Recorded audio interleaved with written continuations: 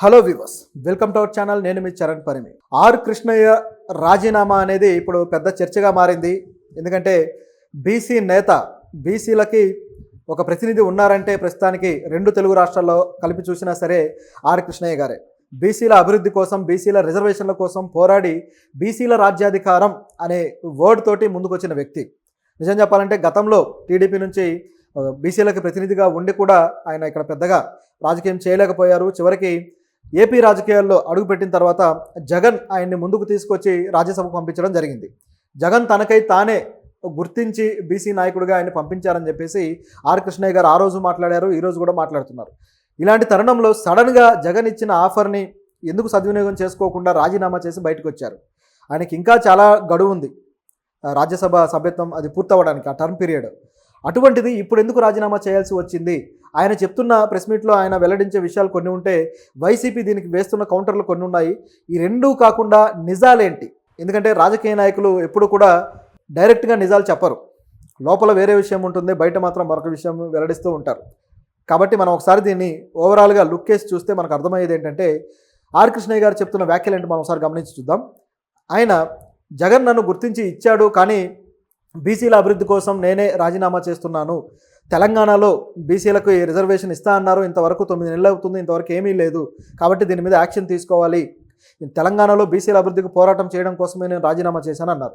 దీంతోపాటు ఏపీలో బీసీలకు సంబంధించి 50% రిజర్వేషన్లు కొన్ని అంశాల్లో సాధించగలిగాం, కానీ చట్టసభల్లో 50% రిజర్వేషన్ అనేది ఇప్పటికీ సాధ్యం కావడం లేదు అనేది ఆర్ కృష్ణయ్య గారి ఆరోపణ. అది నిజానికి వాస్తవమే. ఎందుకంటే అత్యధిక సంఖ్యలో ఉన్న బీసీలు, దాదాపు 80% ఉన్న బీసీలు ఎందుకు చట్టసభలో సరైన అవకాశాలు అందుకోలేకపోతున్నారు? సామాజిక న్యాయం అనేది అందరికీ సమాన స్థాయిలో రావాలి, కానీ అటువంటిది ఎందుకు రాలేదు అనేది గతం నుంచి ఉన్న ప్రశ్న. ఇటువంటి ప్రశ్న నిజానికి అసలు బీసీల ప్రాతినిధ్యం అనేది ఎప్పుడు కూడా రాజకీయాల్లో ప్రాధాన్యత సంతరించుకోలేదు. అది మనకు ఆశ్చర్యం కలుగుతుంది, ఎందుకు ఇటువంటి ప్రాధాన్యత రాలేదు అని చెప్పి.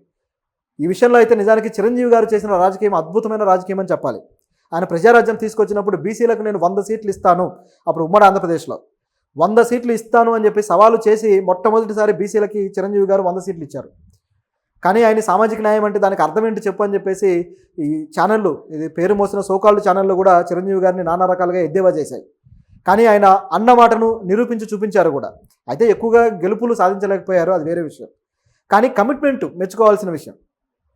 ఆయన దారి చూపించిన తర్వాత జనరేషన్లో నిజం చెప్పాలంటే మొన్న వచ్చిన జగన్ కావచ్చు, ఆ తర్వాత మళ్ళీ పవన్ కళ్యాణ్ కావచ్చు, ఇప్పుడు చూస్తే టీడీపీ కావచ్చు, వీళ్ళందరూ కూడా ఆ తర్వాత అందుకున్న వాళ్ళే. బీసీలకు కూడా మనం సీట్లు పెంచకపోతే ఇబ్బంది పడతాము రాజకీయంగా అని అలా పెంచుతూ వచ్చారు. చివరికి తెలంగాణ ఎలక్షన్లో బీసీల నినాదమే పెద్ద నినాదమైంది, బీసీలకు రిజర్వేషన్ కేటాయిస్తాము అని చెప్పి.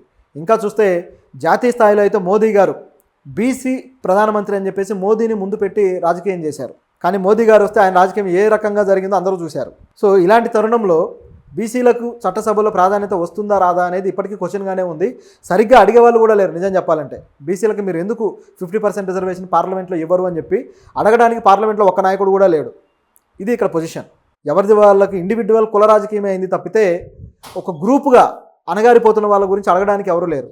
ఆర్ కృష్ణయ్య గారు ఇలాంటి డెసిషన్ తీసుకోవడం కొంతవరకు మంచిదే.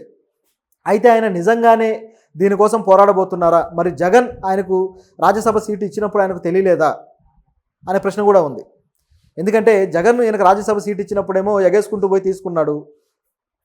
ఇప్పుడు మాత్రం నేను బీసీల కోసం పోరాడితే నా వెనకాల ఒక పార్టీ ఉంది అన్న అపవాదం వస్తుంది, కాబట్టి నేను పార్టీలకు అతీతంగా దూరంగా జరిగి పోరాడతాను అని చెప్పేసి ఆయన అంటున్నాడు. ఈ ఆలోచన చంద్రబాబు గారితో కలిసినప్పుడు ఏమైంది, తర్వాత ఇప్పుడు జగన్తో కలుస్తున్నప్పుడు ఏమైంది? ఇలా కలుస్తూ పోవడం తర్వాత మాట మార్చడమేనా? ఇంకా 4 ఏళ్ళ టర్మ్ పీరియడ్ ఉంది.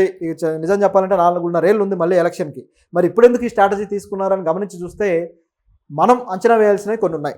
ఒకవైపు ఏమో వైసీపీ నిన్న తాడేపల్లిలో మీటింగ్ జరిగిన తర్వాత అనిల్ కుమార్ యాదవ్ గారు, మాజీ మంత్రి, ఆయన రియాక్షన్ కూడా చాలా స్ట్రాంగ్గా ఉంది. ఆయన ఏమన్నాడంటే, అంటే వాళ్ళ పాయింట్ ఆఫ్ వ్యూ వేరే ఉంటుంది, మనం దానికి చర్చిద్దాము, కానీ వాళ్ళు అసలు ఏం చెప్పారనేది గమనించి చూస్తే, చంద్రబాబు రాజకీయాలకు తలొగ్గే ఆర్ కృష్ణయ్య ఇప్పుడు రాజీనామా చేశాడు, బీసీలకు ద్రోహం చేస్తున్నాడు అని చెప్పేసి ఆయన మాట్లాడాడు. అంటే వాళ్ళ ఉద్దేశం ఏంటంటే వాళ్ళ పార్టీలో ఉంటే బీసీలకు న్యాయం జరిగినట్టు, బయటకు వస్తే బీసీలకు అన్యాయం జరిగినట్ట. పోరాటం చేసే వాళ్ళకు వాళ్ళ స్ట్రాటజీలు వాళ్ళకు ఉంటాయి. పోనీ తెలంగాణలో బీసీలకు ఎందుకు చట్టసభలో ప్రాధాన్యత ఇవ్వట్లేదు అనేది పోనీ ఏపీ నుంచి వైసీపీ వచ్చి అడగదు కదా, దానికి అడగడానికి ఒక నాయకుడు కావాలి కదా. పోనీ ఏపీలో చట్టసభల్లో 50% ప్రాధాన్యత పెరుగుతుందా ఏమన్నా? ఇలాంటివన్నీ ప్రశ్నలు ఉన్నప్పుడు వైసీపీ గతంలో బీసీలకు ఎటువంటి న్యాయం చేసింది అనేవి కూడా ప్రశ్నలుగా ముందుకు వస్తాయి. సమాధానాలు ఎవరు ఇవ్వాలి? సో ఇలా పార్టీలు వ్యాఖ్యలు చేస్తే సరిపోదు, వాటికి సమాధానం కూడా వాళ్ళ దగ్గరే ఉంది. ఇప్పుడు ఆర్ కృష్ణయ్య గారి పరిస్థితి చూస్తే కేవలం బీసీల చట్టసభల్లో ప్రాతినిధ్యం కోసమే వెళ్తున్నట్టుగా కనపడడం లేదు. మనం గమనించి చూస్తే ఇక్కడ మరో యాంగిల్ కూడా ఉంది. అదేంటంటే తెలంగాణలో బీసీ ఓటర్లని ఒక్కసారిగా ప్రతిపక్షం వైపు తిప్పడం కోసం చేస్తున్న ప్రయత్నంలాగా ఉంది. అదేంటంటే కూటమి ప్రభుత్వంలో ఉన్న బీజేపీకి బీసీలందరినీ కూడా కూడగట్టడమే ఇప్పుడు కృష్ణయ్య గారికి ఉన్న హుకుంలాగా అనిపించక మానదు. రాజకీయాలు గమనించిన ఎవరికైనా సరే ఆయన ఇప్పుడు బయటపడకపోవచ్చు, కానీ ఆయన ఎప్పుడైతే రిజర్వేషన్ల మీద పోరాటం మొదలెడతాడో అప్పుడు అందరికీ అర్థమైపోద్ది క్లియర్గా. మందకృష్ణ గారిని ఇదే విధంగా నైస్గా ఆయన బుట్టలో వేసుకున్నాడు మోడీ గారు, మాదిగ రిజర్వేషన్లు అని చెప్పేసి. అదే యాంగిల్లో ఇప్పుడు ఆర్ కృష్ణయ్య గారి మీద స్కెచ్ గీశారని నాకు అనిపిస్తుంది. ఎందుకంటే ఇప్పుడు చట్టసభలో రిజర్వేషన్ ఇవ్వాల్సింది కాంగ్రెస్ 9 నెలలు అయింది, ఇంతవరకు ఇవ్వలేదనేది ఈయన వాదన. ఇప్పుడు ఈయన పోరాటం బీసీలను కూడగట్టి కాంగ్రెస్ మీదనే జరగబోతుంది. కాంగ్రెస్ మీద జరగబోయే పోరాటం ఏదైనా సరే అది బీజేపీకి అనుకూలమైన పోరాటం. సో ఎవరిని ముందు పెట్టి ఇది చేయబోతున్నారు అనేది ఈజీగా గెస్ చేయొచ్చు. పైకి చంద్రబాబు గారి రాజకీయం అని వైసీపీ అనుకుంటుంది, వైసీపీ ఆ విధంగా కామెంట్ చేస్తుంది. ఎందుకంటే వాళ్ళ దగ్గర ఉన్నది ఆ రాజకీయమే. మోడీని క్వశ్చన్ చేసే దమ్ము ధైర్యం వైసీపీకి కూడా లేదు. ఇప్పటికీ కూడా వాళ్ళు మోడీకి అంటే రహస్య మిత్రులే, దాన్ని కాదనిలేం మనం. అయితే చంద్రబాబు మీద కౌంటర్ చేయడానికి ఇది ఒక ఆసరాగా దొరికింది కాబట్టి చేస్తున్నట్టుగా ఉంది. దీంట్లో చంద్రబాబు గారు కూడా బీజేపీకి తొత్తే, దాంట్లో ఎటువంటి సందేహం లేదు. ఎందుకంటే ఏపీలో తన రాజకీయాన్ని డిస్టర్బ్ చేయకుండా పక్క రాష్ట్రంలో ఏం చేసుకున్నా చంద్రబాబు గారికి ఇబ్బంది లేదు. కాబట్టి ఆర్ కృష్ణయ్య గారు వెళ్ళడంలో చంద్రబాబు గారి పాత్ర కూడా ఉండుండొచ్చు. అలాగే బీజేపీ నైస్గా ఆయన్ని ఇలా పిక్ చేసుకొని ఉండొచ్చు. ఇది ఇక్కడ గమనించాల్సిన విషయం. ఇప్పుడు తెలంగాణలో ఉన్న అత్యధిక శాతం బీసీలు ఆయన వెనకాల కానీ ర్యాలీ అయ్యారంటే ఒక్కసారిగా కాంగ్రెస్కి బొమ్మ కనపడడం ఖాయం. ఇది తిరిగి నెక్స్ట్ ఎలక్షన్స్కి, అసెంబ్లీ ఎలక్షన్స్లో బీజేపీకి మేలు చేయబోతుందనేది మనకు కనిపిస్తుంది. మరి ఈ స్ట్రాటజీ ఏ విధంగా మనం ఊహించగలుగుతున్నామంటే గతంలో అన్నా హజారే గారిని అడ్డం పెట్టి లోకాయుక్త లోక్పాల్ బిల్లుకు సంబంధించి ఎటువంటి రాజకీయం నడిచిందో అదే జరగబోతుంది ఇక్కడ. నిజానికి అన్నా హజారే గారు అంత ఉద్యమం చేసిన తర్వాత బీజేపీ కూడా దాంట్లో భాగస్వామ్యం సంపాదించింది. ఆ తర్వాత కాంగ్రెస్ పార్టీకి విపరీతమైన వ్యతిరేకత రావడానికి ఆ ఉద్యమమే కీలకమైన కారణం 2012లో. ఆ తర్వాతే 14 ఎలక్షన్లో ఒకసారిగా కాంగ్రెస్ పార్టీ బోల్తా పడింది. అప్పటి నుంచి ఇప్పటికీ అన్నా హజారే గారు బీజేపీ మీద ఒక్కటంటే ఒక్క విమర్శ కూడా చేయలేదు. కావాలంటే మీరు గమనించండి. తన శిష్యుడైన కేజ్రీవాల్ మీద విమర్శలు చేస్తూ ఉంటాడు, కానీ బీజేపీ సామాన్యులను ఏ విధంగా పన్నులతోటి లేకపోతే సామాన్యుల ఉద్యోగాలని కొల్లగొట్టేసి మొత్తానికే వాళ్ళని నడివీధికి తీసుకొచ్చిన ఈ ఎకానమీ డిస్ట్రాక్షన్లో ఇంతవరకు ఒక సెటైర్ లేదు, ఒక క్వశ్చన్ లేదు. ఇటువంటి రాజకీయమే ఇప్పుడు తెలంగాణలో జరగబోతుంది. దానికి ఇప్పుడు పావులు కదుపుతూ ఉన్నారన్నమాట. సరే చూద్దాం కృష్ణయ్య గారు ఏ విధంగా బీసీల కోసం చిత్తశుద్ధితో పనిచేస్తారో లేకపోతే పార్టీల కోసం పనిచేయబోతారు అనేది మనం గమనించి చూడాలి. ఎందుకంటే మనం ముందే వ్యాఖ్యలు చేసినా ఆ వ్యాఖ్యల మీద కౌంటర్లు వస్తాయి తప్పితే ఉపయోగం లేదు. కానీ వాళ్ళ పోరాటాన్ని బట్టి మనకు అది డిసైడ్ అవుతుంది. కాకపోతే మనం వేచి చూడాలి.